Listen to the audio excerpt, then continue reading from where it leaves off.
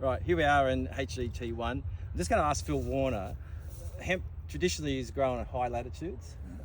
What's the advantage in the mid-latitudes, particularly Australia's full of that, to grow the crop? Well, I mean, it's traditionally grown in high latitude. It is not necessarily the way the crop performs best at all. Right. And in fact, having mid-latitude crops, certainly in the Southern Hemisphere, is where most of your water, your sunshine, all that stuff is happening in summer, which is, it's a summer crop and a winter crop. So you get two bites at the cherry. In the high latitudes, Canada, it's snowing. You can't get three crops.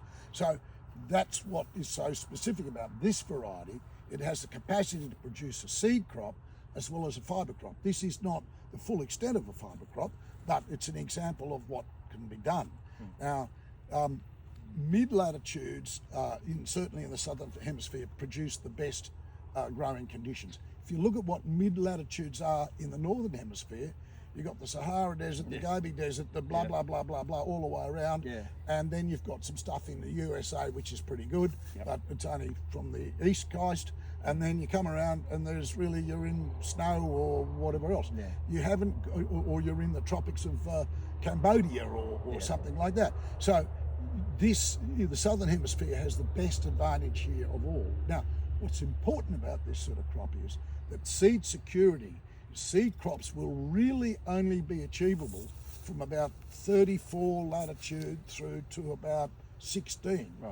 And therefore, when the seed, and the biggest growth we've ever had, as I was mentioning earlier, was in France and in Kentucky, which both cannot really grow that seed crop because it's, in Tasmania as well. We cannot grow a seed crop there because it would have to be harvested in May or June, which is full of rain and difficult to get on and harvest a wet crop for seed. It's just not possible because it doesn't mature till later. So your seed has to come from one region, which can do both seed and fibre crops, and the best fibre, the tallest fibre, will come from the southern region. So these mid-latitudes are good for biomass, the southern latitudes are good for fibre, and the mid-latitudes are best for seed as well, whether it's edible seed, growing seed, or whatever. That's the way it works.